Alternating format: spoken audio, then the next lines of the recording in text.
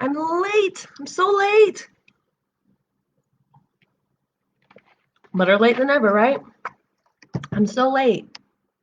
So late. Hey, y'all. Sorry I'm so late. Get over here.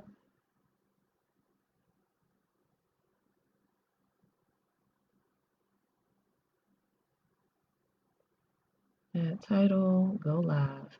Bow, bow, bow. It's Wednesday. I have on my pink. Have on my pink. Ta-ta. It took me forever. The original pink outfit I was going to wear, it did not work. And it looked crazy. And then I had to recreate a pink outfit today, and it's more of a blush color, so it ends up kind of blending in with my skin, whatever. I'm here, and y'all will be here soon enough. I'm so late. I'm so freaking late, and I'm still gonna end at 7. Sorry. I'm so late. I'm so late, y'all. My bad. My bad. I had company. I had an old friend from college come visit me, and so I am running behind, but it's all good. We here. We are out here. We are in here. We are here. I'm very excited. It's Wednesday, so I'm wearing pink, pink, and supposed to be drinking wine. Yeah. I don't know about the wine part.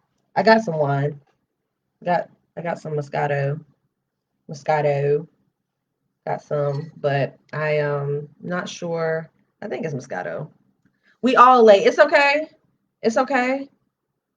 I ain't about to eat on camera. If I was gonna if I ate on camera, I would eat before drinking this. But it is what it is. I'm gonna put a little bit in my glass and just let that be my little bit of wine for Wine Wednesday. Just a tiny bit that I probably won't even finish because I got me some water over here. I do not. I never prep my stomach for Wine Wednesday. I play myself every time. Never prep my stomach for Wine Wednesday, but clink clink. It's Wednesday. We got wine. Mm. This is a white blend. This is not Moscato. It was in the section with the Moscato, so that's why I thought it was. I wanted something sweet like juice. This is not that. I mean, it's not bad, but it's not what I was looking for. Like, do like some Michael Scott and be like, this is a white. I'm glad y'all are here. I'm glad y'all are here. I like to give it about 5 minutes. Um, I think today is going to be a note-taking day. Hopefully, I don't have to get into too many messages or anything, but we gonna go to time and do the thing and handle our business and have a great time. Let me go ahead and turn that off.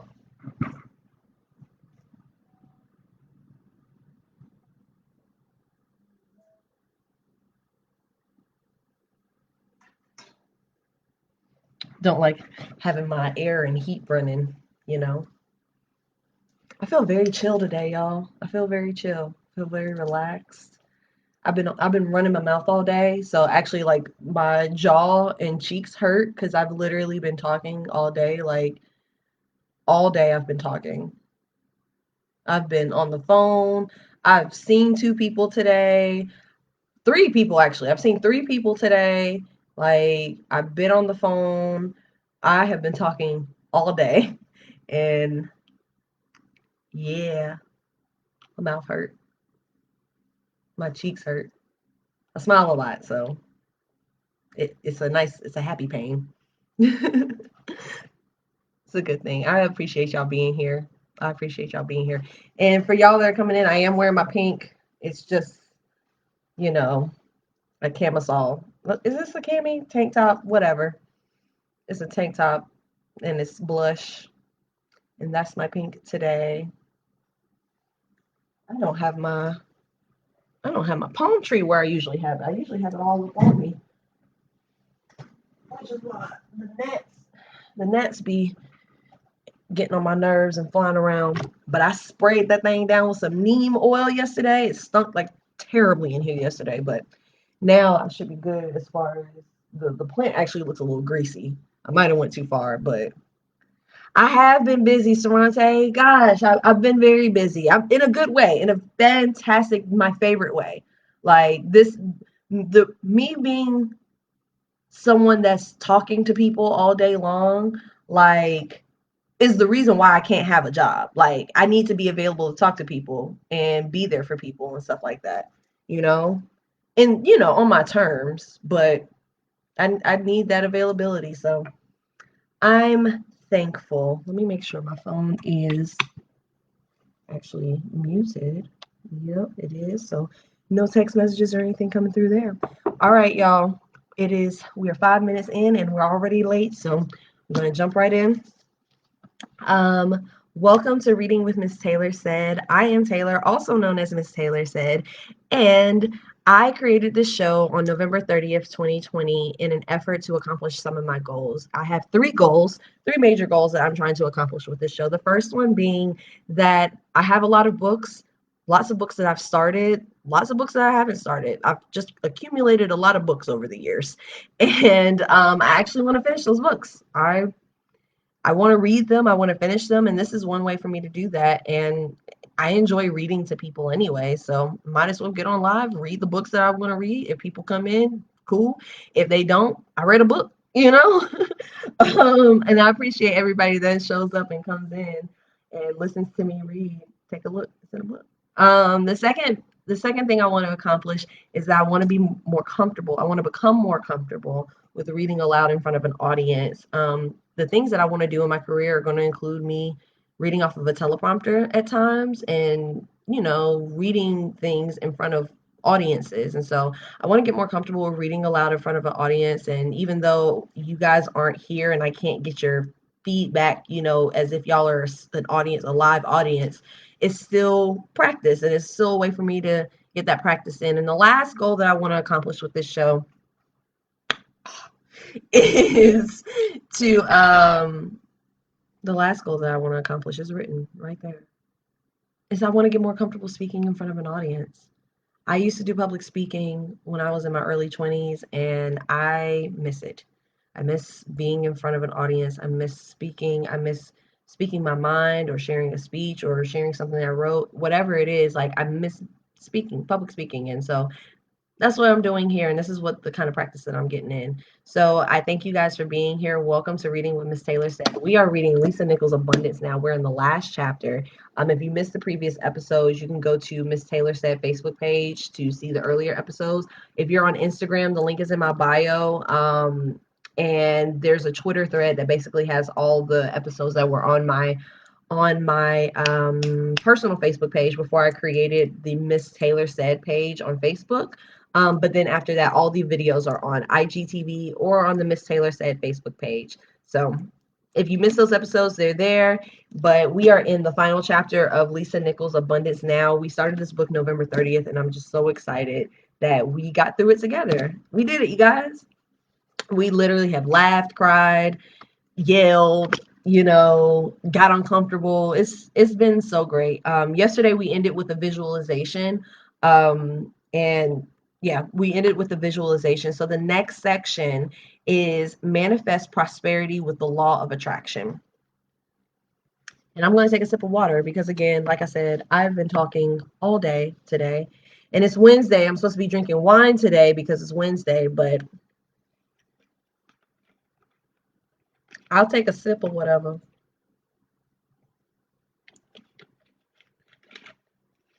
That's my business.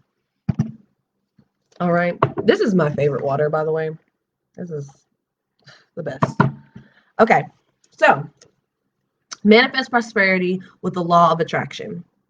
In 2006, the documentary movie and book I mentioned before, The Secret, captivated the world and introduced more than 20 million people in over 50 languages to the age-old principle of deliberately manifesting what you want, the law of attraction. The law of attraction says what you think about, talk about, believe strongly about, and feel intensely about, you will bring about. Your life is a physical manifestation of your thoughts and your energy. You shape your life experience in your mind first by what you think, then in your mouth by what you say, and finally in your actions by what you follow through on. Hey, cuz. Your life experience doesn't just pop up, it takes shape in your mind first. I remember discussing the law of attraction on the Oprah Winfrey Show and explaining that everything you think about your life and say about your life is true. Everything you think about your life and say about your life is true. You will live in alignment with what you believe. You will call forth your truth because that is what you believe.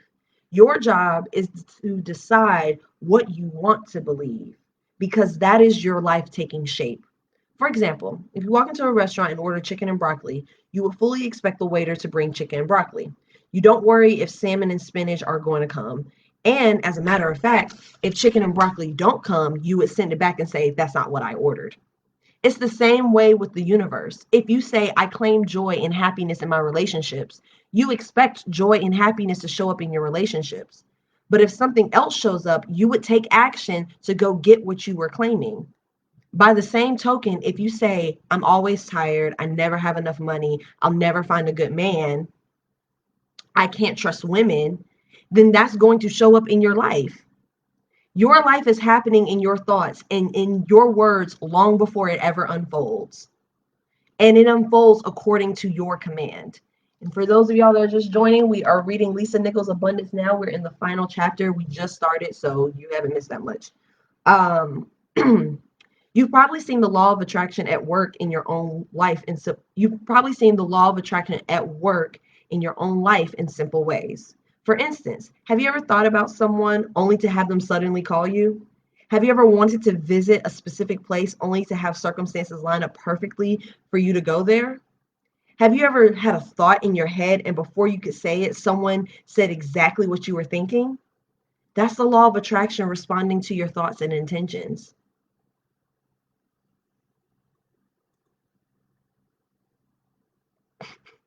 Sorante is funny. Sorante always be making jokes about me, and it's funny. Sorry, I got distracted. You've probably seen this at work in subtler ways too, like landing at the last available hotel room on a busy holiday weekend, finding a prime parking space at the mall, or being able to purchase the exact item you want just at the time you want it. Unfortunately, the law of attraction also works for negative thoughts. So if you've ever worried for days over a potential outcome of failure, a potential outcome or failure or criticism, for example, only to see it come about exactly as you'd envisioned it, that was the law of attraction at work. Regardless of whether the thoughts you offer are positive or negative, you receive what you broadcast to the universe. I'm not implying that it is all your thoughts creating this outcome, but I will say that where where energy goes. So how can you become more deliberate about the thoughts you offer and the outcomes you want? And then she has a quote, which actually is a Bible verse, Matthew 17:20 in the NIV. Truly, I tell you, if you have faith as small as a mustard seed, you can say to this mountain, move from here to there, and it will move. Nothing will be impossible for you.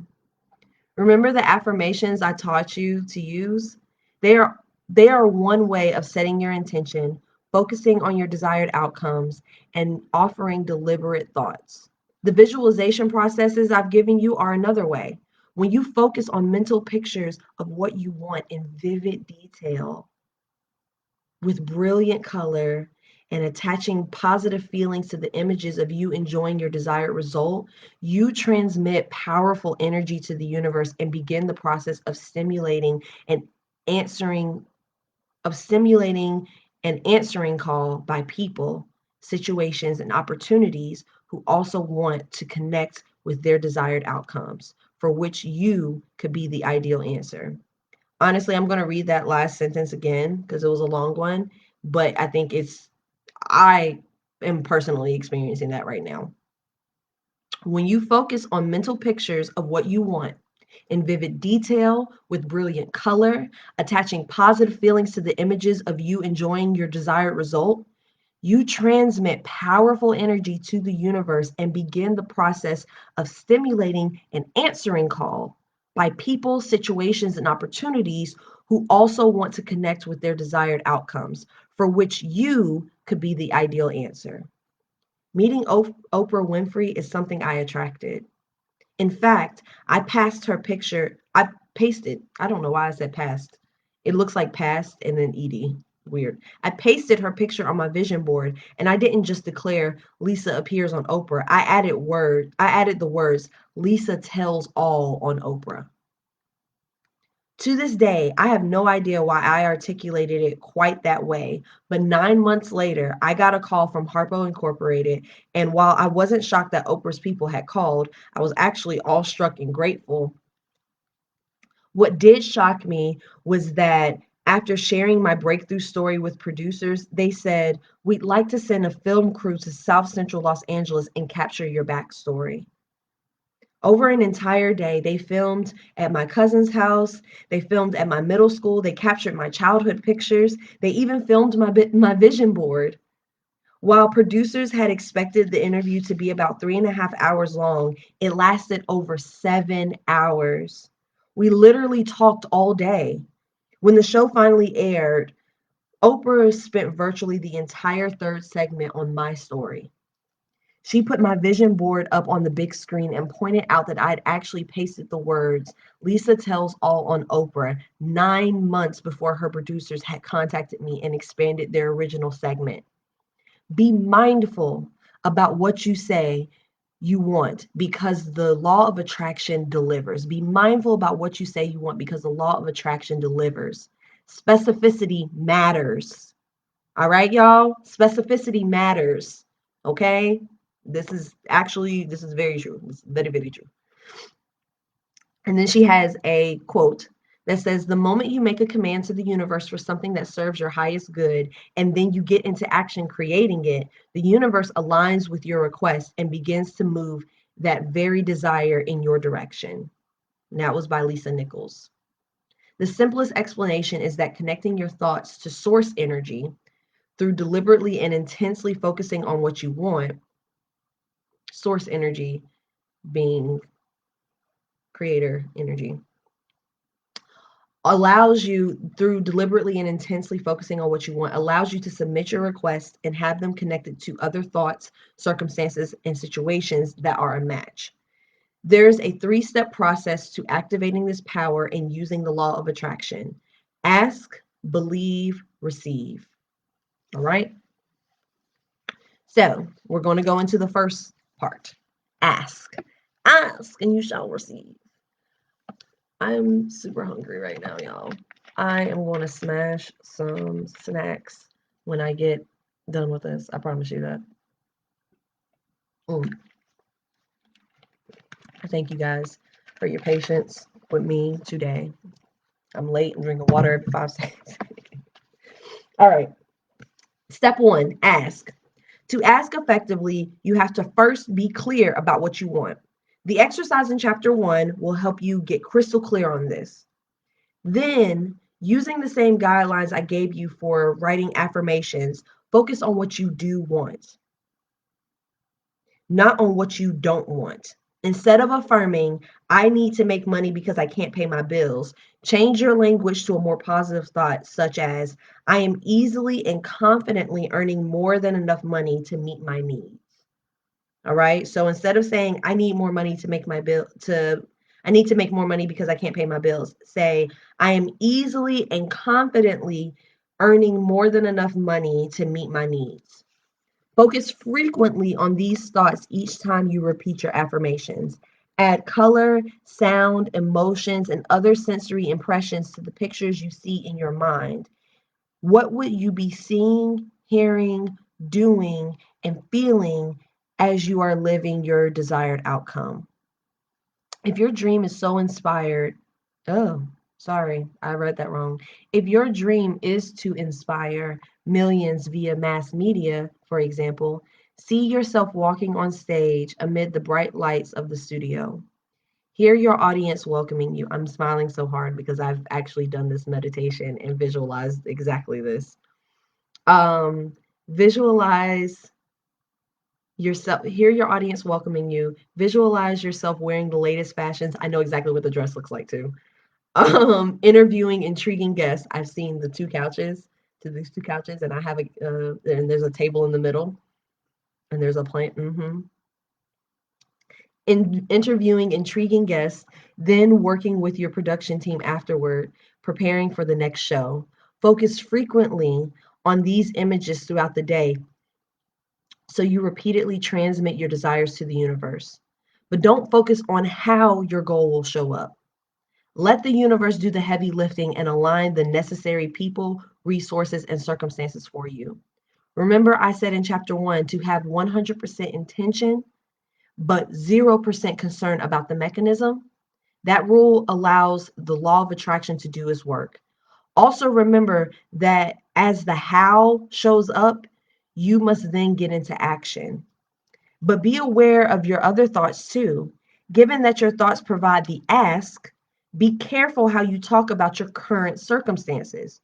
Complaining or bemoaning your current situation repeatedly and with great emotion will just deliver more of what you have right now. Use positive language and speak of future possibility instead. Step 2, believe. Y'all remember that gospel song? I believe in the power and I know, no, no, no, no. I don't remember the words. Every minute, every hour, I believe. Bruh, I used to love that song. That used to be my jam when I was a kid. It was, yeah, anyway. What's the easiest way to increase your belief that your fondest desires are on their way? Take action. When you take action, you convey the expectation that what you want is on its way. After all, you wouldn't be in motion on a goal unless you had some expectation that it would happen, would you? Doing those things necessary to achieve your goal is the fastest way, energetically, to confirm your belief in its inevitability. And step 3, receive. Once you've asked for your desire to be delivered to you, then practice steadfast belief by taking the actions necessary. The last step in the law of attraction formula is to receive. This requires you to recognize an opportunity when it appears, then quickly move forward on that opportunity. A response that seems difficult for most people. Why? Because instead of trusting our intuition that this is an opportunity the universe has brought about for our benefit, we often analyze and dither until the opportunity fades away. By jumping in with enthusiasm, investigating further, and making a start instead, you not only take steps to receive your desire, but you also verify whether this is the answer you've been waiting for. And there's a quote from Rhonda Byrne, the author of The Secret and producer of The Secret film. It says, if you do only one thing with the knowledge of the secret, use gratitude until it becomes your way of life. Of course, the quickest and most effective way to receive what you want is to maintain a state of gratitude for what you have already received. And we was doing that yesterday. What you've already received. When you are grateful and actively transmit that gratitude to source energy, it recognizes that you'll be grateful for the next gift and the next. But more important, it keeps you focused on the gratitude you will be feeling when your stated desire enters your life, which is just one more way of attracting it in the first place. So, step by step, activate abundance to get today.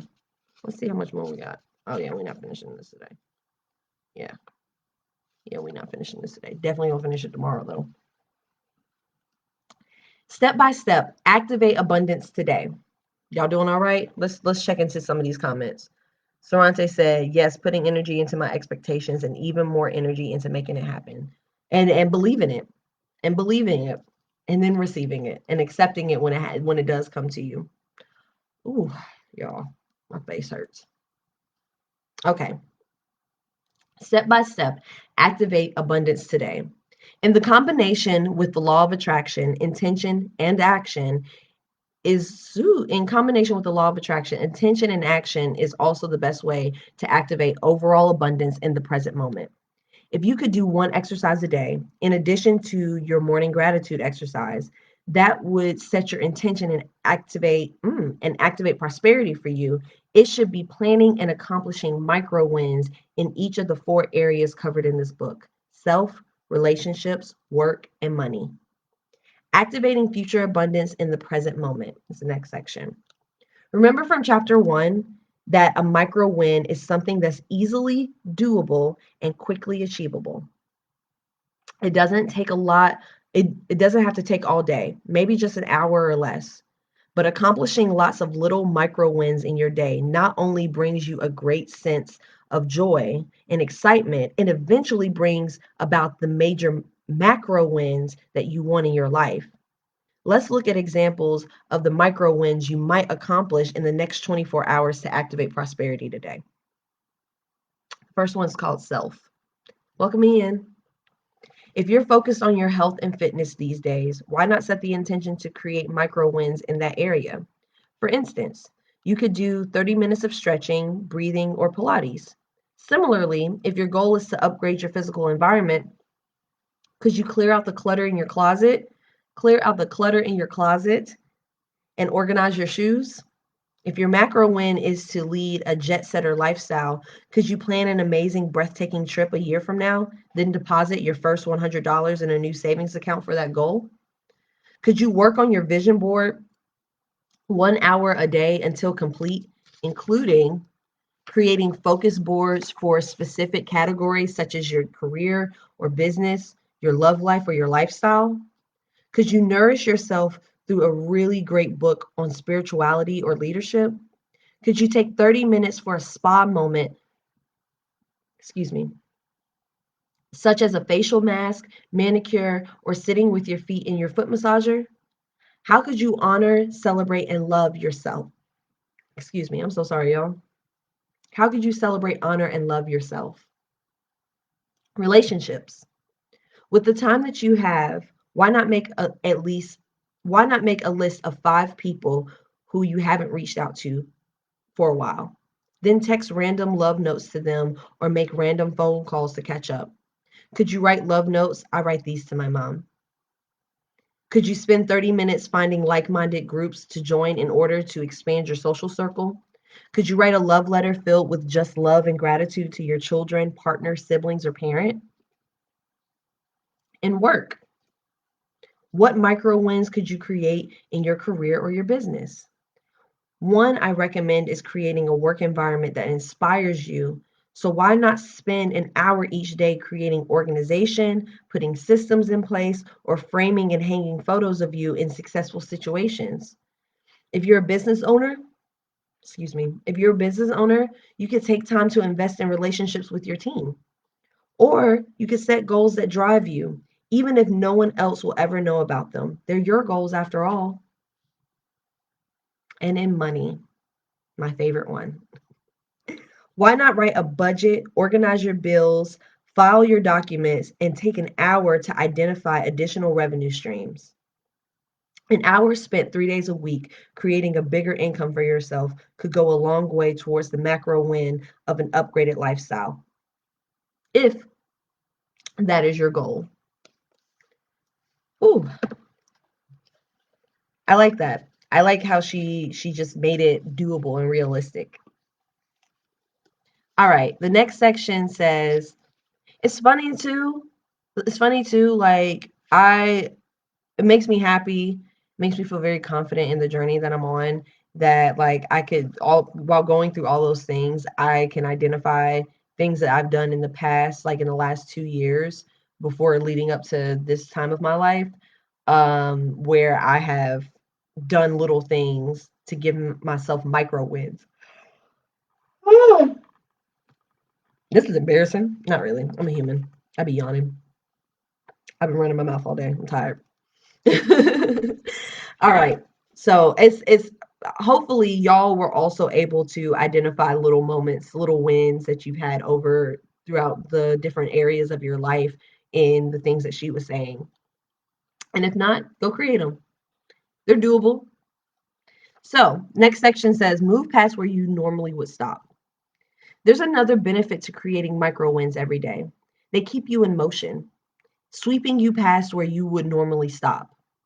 In fact, they're imperative to overcoming our brain's natural inclination to stop us whenever we approach circumstances it thinks might be harmful. Scientists now know that our unconscious mind is the storehouse for our emotions, habits, and memories, both positive and negative. It remembers failures, sufferings, and humiliations, plus a multitude of other negative events, then uses that history to protect us from the same thing. Ooh, excuse me, from the same thing happening again. Our unconscious mind is not focused on making sure our life is enjoyable or awe inspiring. Its job is survival. So it creates its own protection mechanism, thoughts, fears, justifications, to keep us from moving forward in areas that are entirely new or where we've tried before and failed. Ooh. Our unconscious mind is not focused on making sure our life is enjoyable or awe inspiring. Its job is survival. And I'm saying this again because this has come up recently.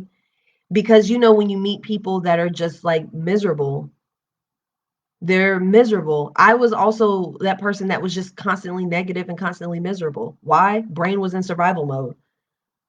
Its job is survival. So it creates its own protection mechanisms, thoughts, fears, justifications, projections onto other people to keep us from moving forward in areas that are entirely new or where we've tried before and failed.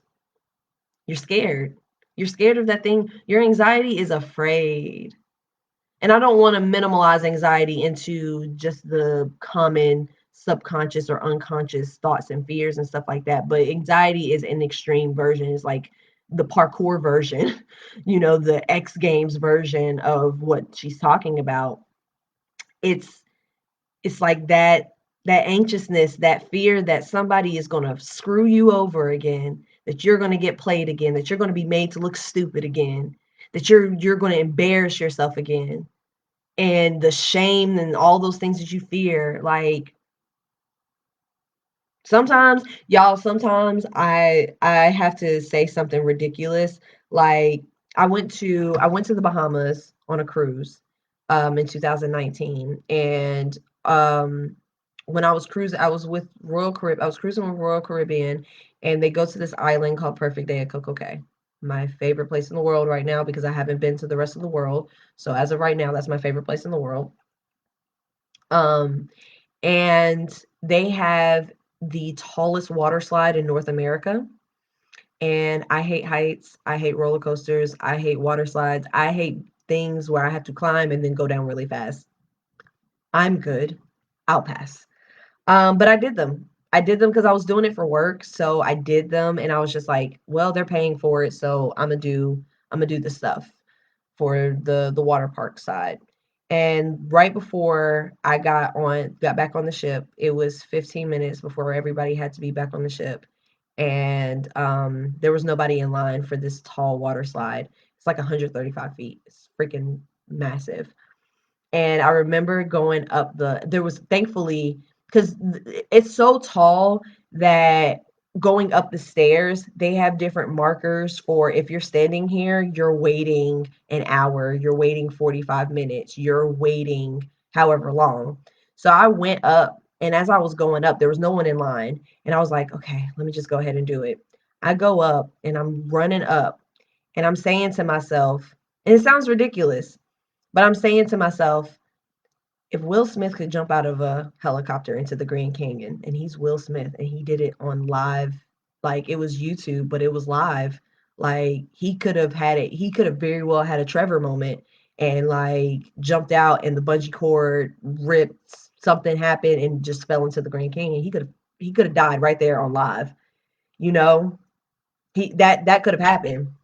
But I was like, if Will Smith can jump out of a helicopter into the Grand Canyon and do it, I can go down this water slide. And so that's what I had to do. And so you just kind of have to, like, that's a check-in for me where it's just like, if if somebody else did it, if somebody else faced their fear, I can do it. If Will Smith jumped out of a helicopter into the Grand Canyon and he could have died and he's Will Smith and it would have been a big deal if he did, I can I can put myself on Facebook and read books. I can go down this water slide. I can travel outside of the country by myself. I can do that. And you can too. You can too. You can too. You can do these things. You can do the thing that you're afraid to do and that your mind is telling you, like, oh, like, well, if we do this, and what if it doesn't work out? Think of all the terrible things that could happen if this doesn't work out. Do you really want that to happen? I don't think you do. So just don't do it. Just don't do it. Actually, in fact, you should focus on the reasons why you shouldn't do it and then tell everybody that and then project that. I do that often. I have to unlearn that self-destructive, self-sabotaging way of thinking. So, creating micro wins can help you overcome the power of the unconscious mind in order to move past where you normally would stop. What else can you do to keep moving? Thank you. Thank you. Be accountable to your intentions. Set the intention to accomplish your goal no matter what. Then establish an accountability mechanism to make sure you create micro wins every day. Check in regularly with a rocket booster friend. Set deadlines on your calendar. Clear your schedule of conflicting projects. Do what you need to be accountable to the intention you set. Y'all, that's literally why I started the show. Because I was like, if I don't do something that's regularly scheduled that people want to show up for, that I'm like committed to, I'm not going to do anything.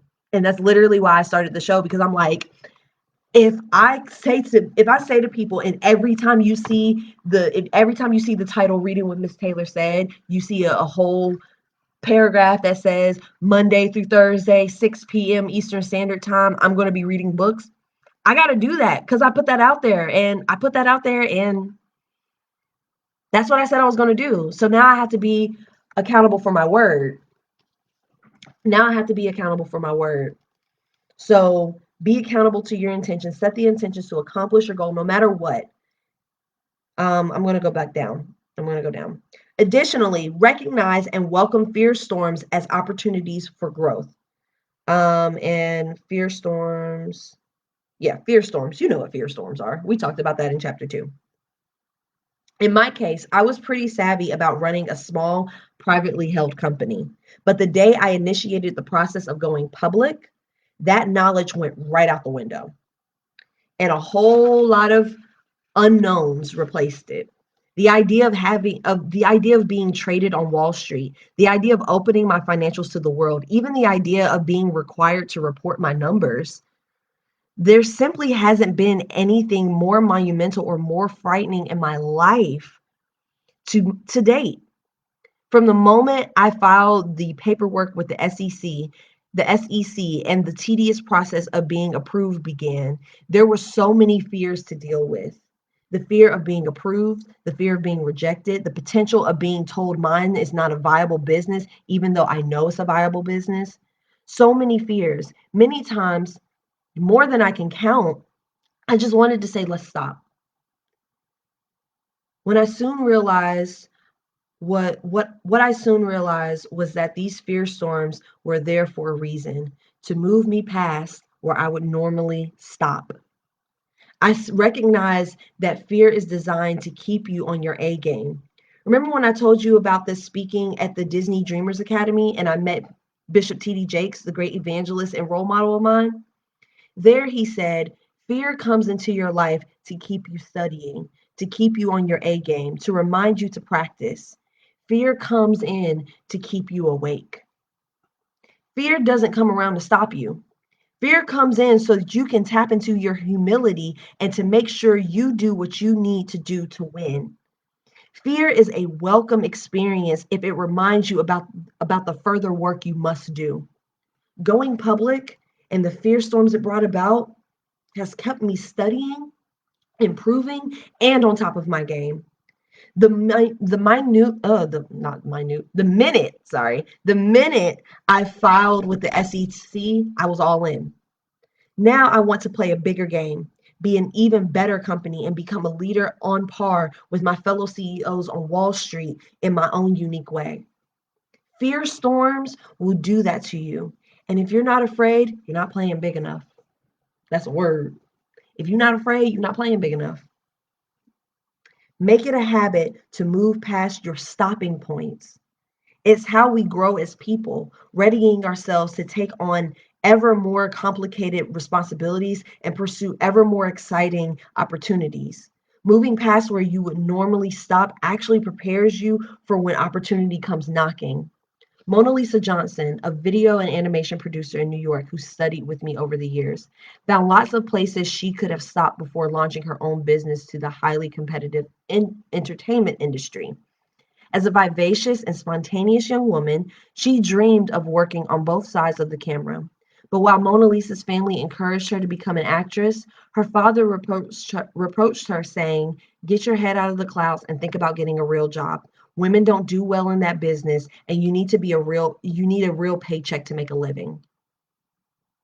His words hurt, and they could have stopped her. But Mona Lisa's resolve to follow her passion into the television production and animation business only grew. She worked harder than ever to prove him wrong. Of course, there were very few women active in the production side of films and commercials when she got started in 93.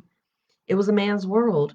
Not only that, but Mona Lisa was from the deep South, a place where women of color were respected for little else than being assistants in that industry and many others.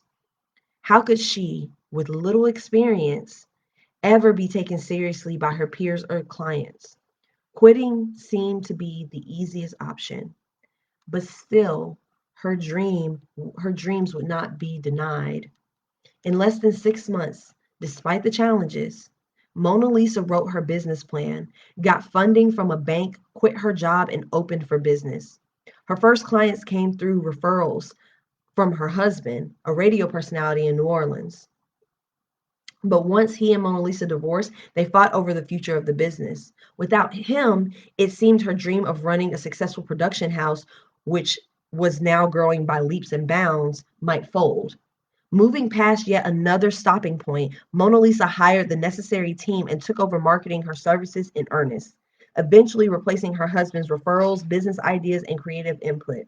This strong woman illustrates my point that despite the odds and no matter how big the fear storm, being in action will move you past where you normally would stop.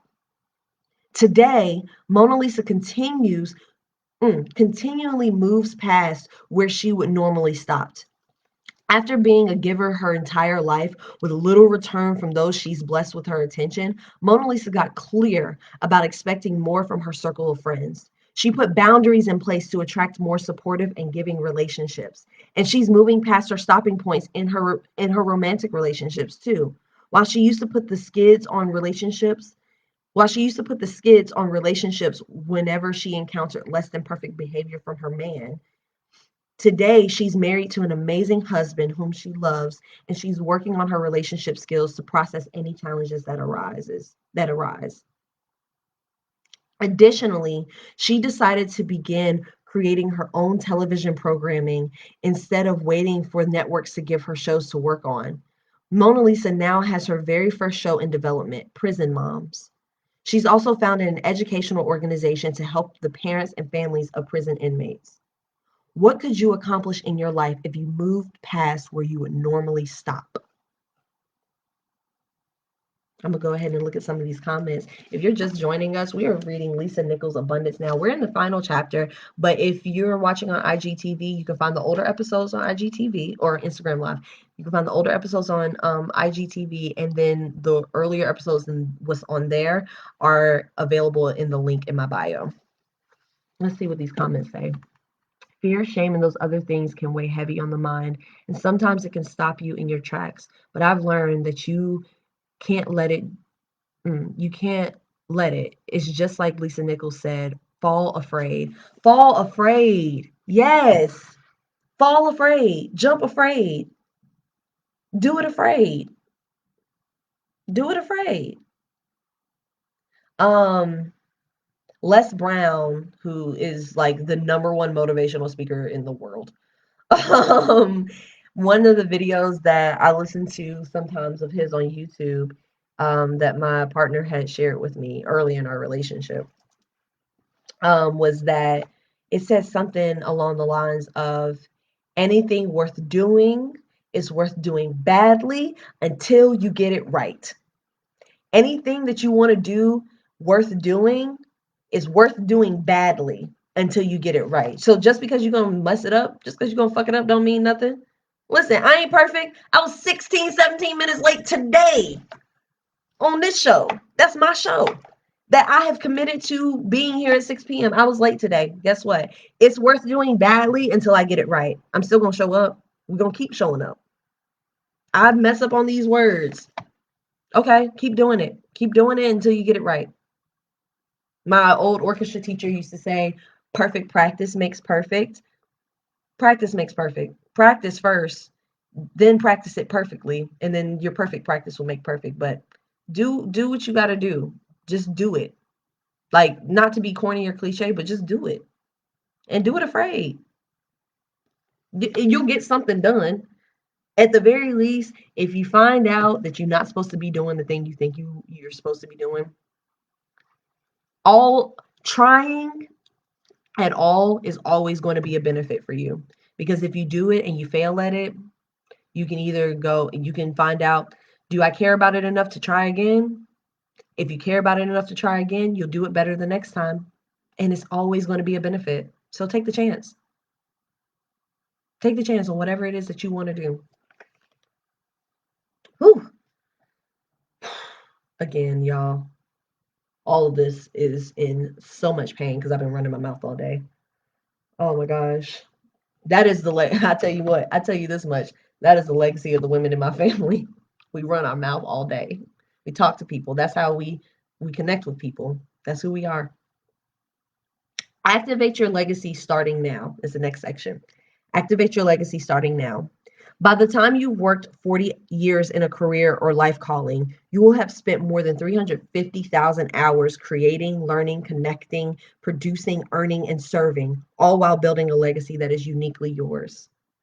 But a legacy of what? For centuries, our society has narrowly defined the idea of legacy as something few people get to achieve. If you're fortunate enough to leave a legacy, you probably made a lot of money, donated it to a prestigious institution, and got your name chiseled on the side of a building somewhere. That's a rather limiting definition of legacy, I'd say. So, as long as we're thinking of ways to create greater abundance in your life, why not rethink this conventional concept of legacy too and consider instead what you'll do right now, today, with the knowledge, activity, and resources you're accumulating day by day? How will you live every day and how will you impact people for the better, improving the world for others who'll hopefully take up your work when you are compelled to pass the torch? For me, legacy means living every day being worthy of the story that's going to be told about me one day. My intention is to live a life that inspires people to say, Lisa was a woman who exemplified to us how to work diligently with what God has given us, how to love across cultural, religious, and economic boundaries to build bridges, committed to our life of service, and believed we should have fun while pursuing our life's calling. Mine is something similar to that.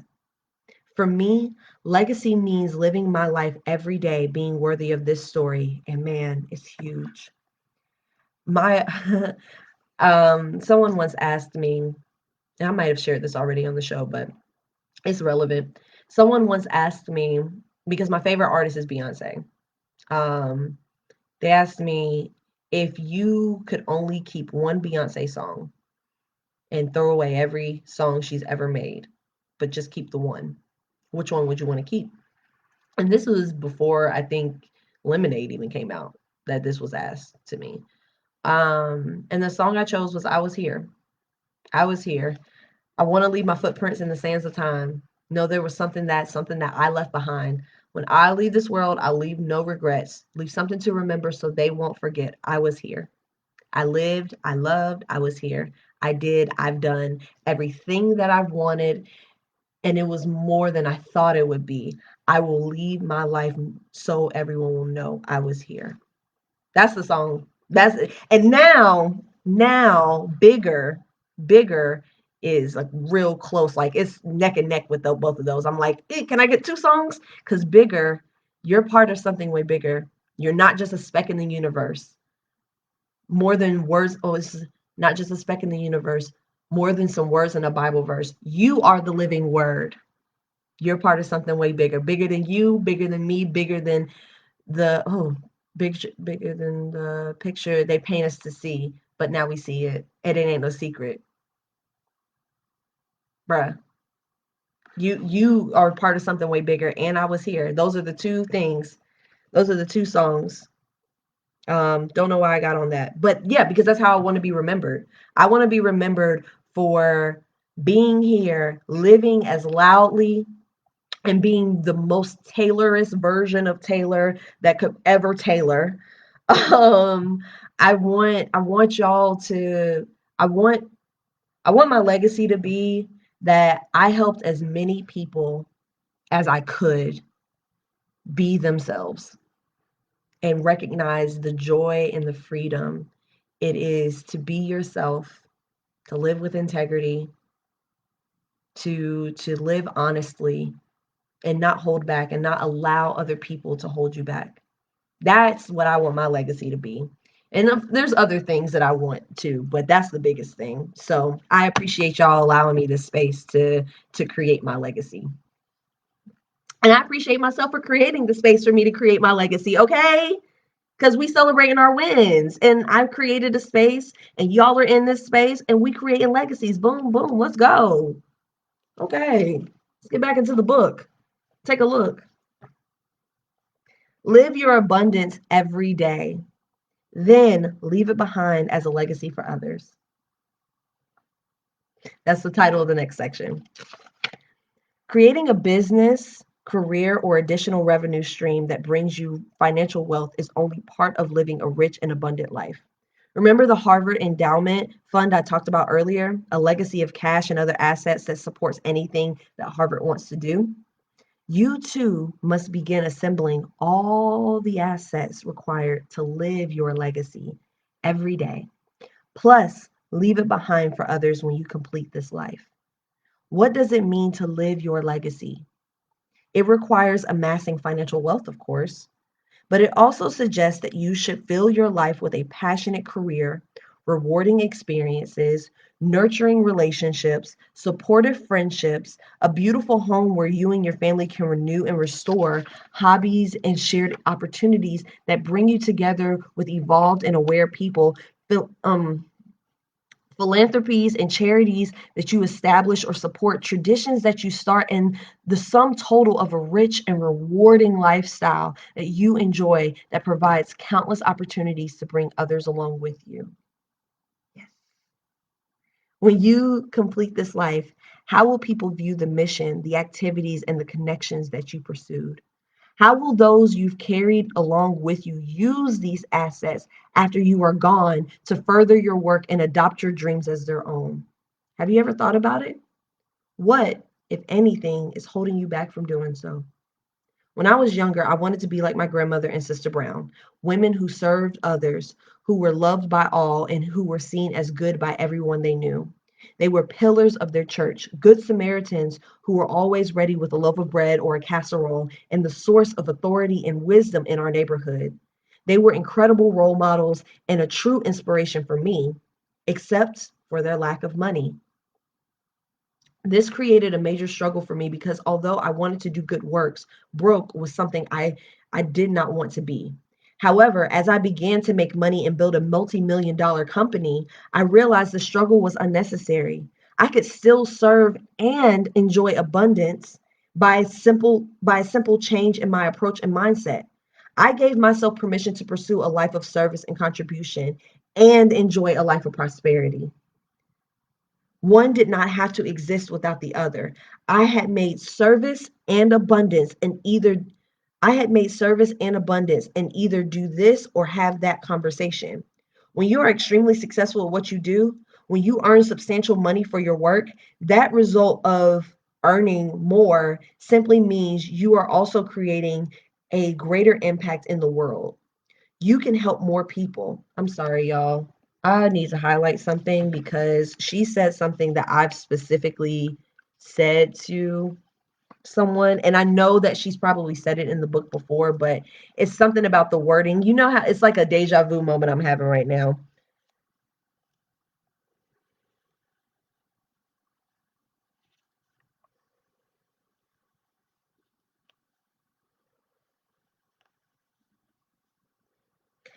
the phrase extremely successful at what you do. I like that phrase because it doesn't box you into a specific title or career. I didn't want to just be a motivational speaker, just be one thing. That's why when you go on my page, it says Miss Taylor said, a sayer of things. Because really, what I do is not something that can really be defined. What I do, how I connect with people, like I would like to be successful at what I do, but can't put that on a job application. So, like, you know, I just had to highlight that. That's the first time I've actually highlighted something in this whole book. Got all the way to the last chapter before I actually highlighted something for the first time. You can help more people. You can impact your community and the world around you. Not only is that outcome worthy of tremendous compensation, but there is also no shame or greed in it. You can receive rewards yourself without expansion, activity, and benefit. Sorry, I misread that. And that's that on that, friend. That's that on that. You can't receive the last chapter. No, so the last chapter is not that long. This is how much we got left on this, and then there's a conclusion, and then there's like a bonus material section. So hopefully it's not that bad. And how we got about 4 more minutes. So I'll finish this section and then we'll be done for today. And then the next section is great because it's a legacy planner. So it's perfect for tomorrow. Let's see. We're not going to finish this book tomorrow. It's all right. maybe we will. If I start on time, we probably will. Yeah, whatever. Okay. So what am I about to say? What is this? You can't receive rewards yourself without expansion, activity, and benefit happening to the world. When you consider it this way, suddenly paying attention to your bottom line allows you to serve in an even bigger way. In fact, this growing and expanding of your work must be a conscious thing, not something that happens by accident. I can accidentally inspire people all day long simply because that's where my gift is. Okay? Come on, confidence. Come on, knowing yourself. It is my service. Therefore, seeking to earn well from providing a service, including the process of selling, is a dignified conversation. Could you build a legacy of honorable earnings, passionate work, a mission that inspires you, connections that empower you, rich experiences that renew you, and a plan for enrolling others who can continue this legacy once you're gone? Of course you can. And here's a quote by Lisa Nichols. In my mind, sorry, in my mind, an abundant life isn't just about shiny objects, an impressive address, or overflowing bank accounts. It's about creating a life of possibility and moving from scarcity and lack to prosperity and abundance in every area that matters to me. And that's by Lisa Nichols. In my training events, we use a tool called Living Legacy Planner. Although the classroom version is quite elaborate, I'd like to offer you a simplified version of this planning exercise in the next section. So that is actually, let me just look. Yeah, that legacy planner is the last thing in this chapter. Then there's the conclusion where she just kind of summarizes everything. And then she has a list of bonus tools. Yeah, the rest of this is just advertisements in the back. So, y'all, let's see. We got about 19 more pages left. We got 19 pages left. Not even that.